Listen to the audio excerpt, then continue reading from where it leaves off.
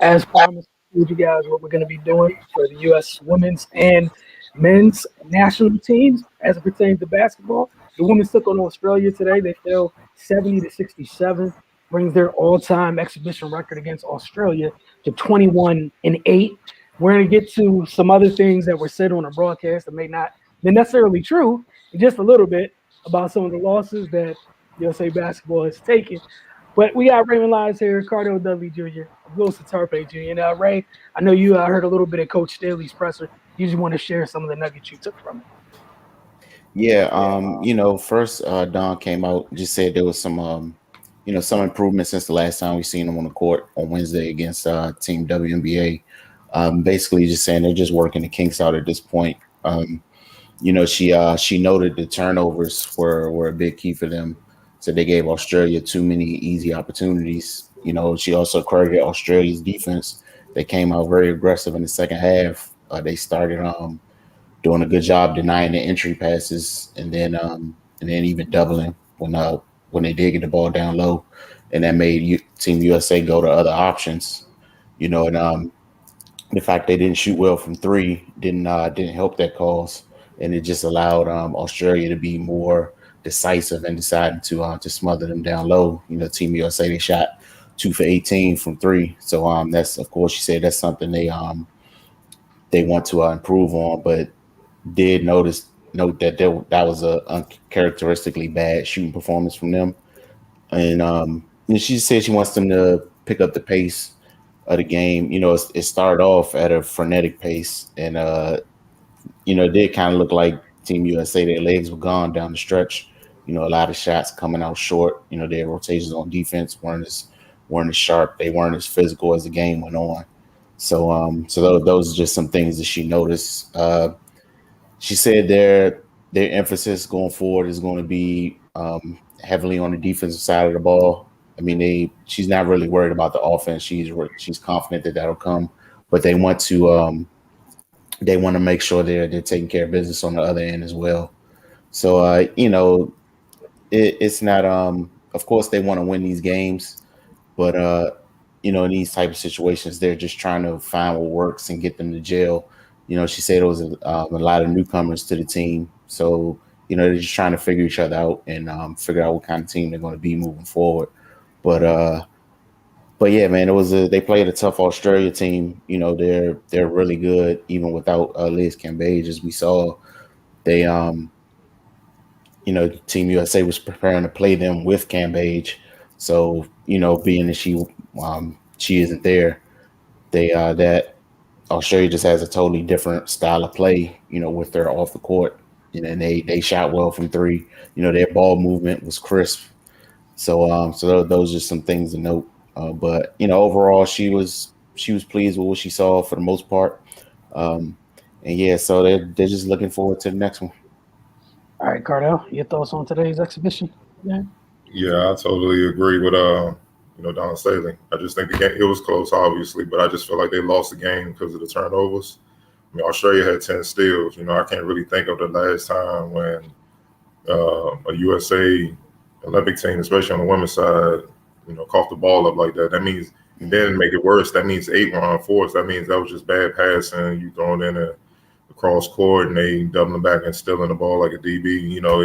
That's just uncharacteristic, especially with Sue Bird at that point. What I mean? Sue Bird, that's just been one of her things throughout her entire basketball journey. Like, she don't turn the ball over. She's as efficient as it comes. So, and I think she had about six herself. That's what I'm saying, man. Like, you don't see that. So once you do that, it kind of it messes up the flow of the offense right from jump. You affecting the captain, the point guard of it, and then their defense, man. They held the U.S. to 37% shooting from the field, but 11% shooting from deep. They closed out efficiently. They closed out often. And when they closed out, they ain't just closed out like kind of with a hand where they can kind of give them some room. They closed out right up in them. So they couldn't even raise up. They had to pass it out. And I know Jewel Lloyd late, she just got it all quick, but then she missed because you're rushing your shot. So either way is a win defensively, man. And those two things, help them pull away and maintain. And then I got to give Ezzy McBagger, I gotta give her props, man. She did her thing. 17 points or 6 or 7 shooting.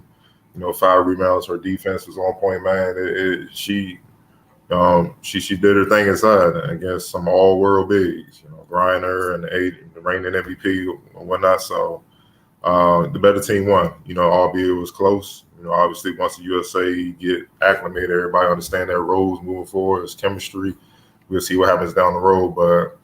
This is just another example that we've been seeing on the men's side that the world has indeed caught up, and people just need to get used to that. Like, we're no longer going to send teams or in the Olympics to just come smack everybody around. It ain't going to be like that no more. So you want to hoop. You want to really take this thing serious. So all in all, like Don said, man, they got a few more kinks to get worked out, but you saw flashes of what they could become if they keep working. Mm-hmm. Yeah, just to piggyback off you guys, obviously I'm nowhere near as concerned about the women as I am about their counterparts.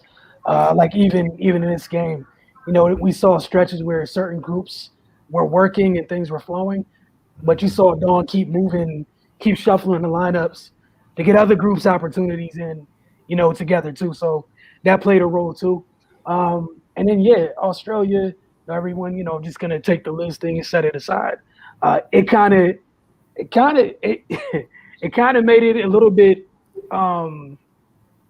It sped the pace up for them.